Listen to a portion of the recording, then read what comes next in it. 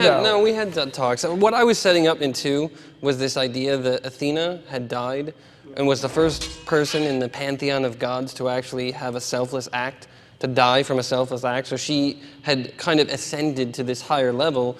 And then at first she's somewhat altruistic and being like, hey, wow, okay, I did pretty good. But then she starts to realize, wait a minute, I can actually affect the rest of the world. I don't want anybody else to get up here. I want to, and this is where I was kind of moving towards the monotheism Passover, was the idea of the one true God. She wanted to become the one true God. So she uses Kratos as like this earthly vessel to enact her plan.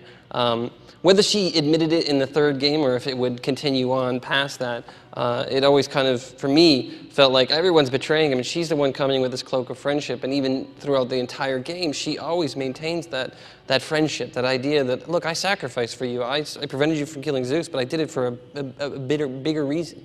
You know, there was a greater cause to ensure that Olympus stayed strong, otherwise you wouldn't want what was going to come after that. And then she realizes what could come after that would be her in control. Hey, how's it going, guys? Captain Kuba here, and today I thought it was time to revisit the character of Athena. She technically made an appearance in God of War 4, but Cory Barlog, along with the writers of the game, have confirmed that she wasn't actually there. This interaction took place in Kratos' mind as he began to remember the destruction he caused with the Blades of Chaos. But what exactly happened to Athena? What has she been up to all these years? If you remember God of War 3, you would know that Athena was trying to be the only deity in the Greek pantheon. She was doing this through Kratos as she saw an opportunity to get rid of Zeus and all of the other Olympian gods. However, her plans eventually fell apart when Kratos didn't give her the power of hope that was within him. Instead, he gave the power to the humans that survived the destruction of Olympus. You fool! What have you done? No!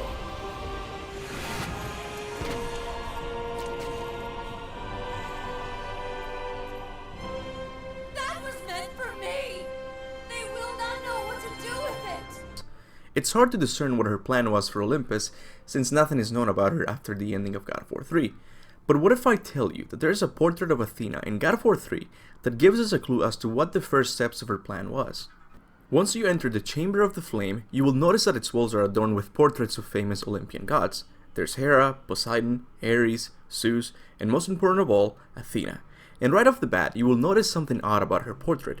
Athena is not depicted as how the gods would have known her. This is Athena from the higher plane of existence, not Athena the goddess of wisdom. This distinction happened at the end of God of War 2, when Athena sacrificed herself to save Zeus, and because she was the only deity to die in a selfless manner, her soul ascended to the higher plane of existence, a place we know nothing of as well. Regardless, she came back to life in this greenish, ghostly form. I refer to her as Athena from the higher plane of existence, and this is the character we see in this portrait.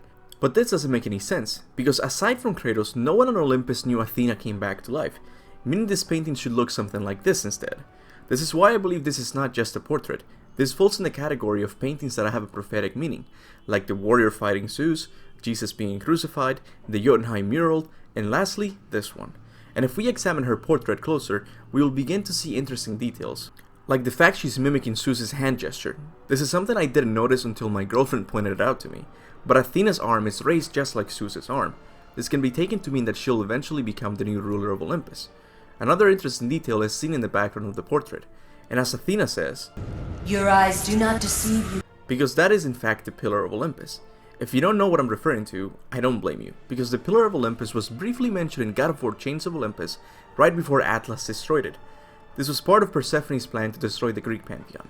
Her thought was, destroy the pillar that holds the world above, and it would literally collapse. This plan failed when Kratos substituted the function of the pillar with Atlas instead, but clearly in this portrait, Athena plans to rebuild it. I believe she's behind this construction project because the pillar has a green color scheme, a color that's identical to the new Athena. The reason why she's rebuilding it again is still unknown, but most likely she didn't want her new kingdom resting on the shoulders of someone who hates the Olympian gods, including Athena. Now for the last detail, we're gonna have to look at the bottom of the portrait. If I'm being completely honest with you, this looks like classic depictions of Hades or Hell. But this shouldn't be, because at the base of the Pillar of Olympus lies the peaceful part of the underworld, known as the Fields of Elysium. But why is it on fire? Is it possible Athena destroyed it? I believe it is, and here's why. If Athena were to succeed in becoming the sole ruler of the Greek pantheon, she would systematically destroy all the other gods and demigods that might want to overthrow her as a new ruler. These deities would include Apollo, Artemis, or any of the other gods that are still alive. But why destroy the fields of Elysium?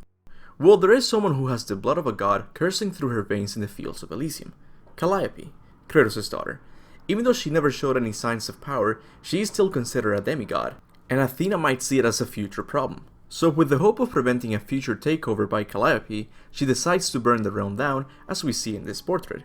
But whether this plan will become a reality in the series remains to be seen. It's very possible Athena could have tricked the humans into giving the power of hope back to her, and thus fulfilling her plan as the only deity in the Greek pantheon.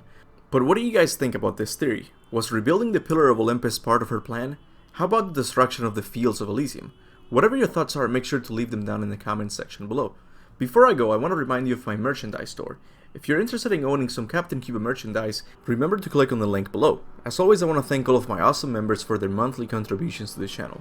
People like Wyatt Clark, Reap210, and Connor Ruhi, to name a few, are simply amazing. And last but not least, I want to thank all of my subscribers for their love and support of the channel. Now, don't forget to like and share the video, and if you're new to the channel, consider subscribing. I upload God of War videos almost every day. And with that said, go forth in the name of Olympus.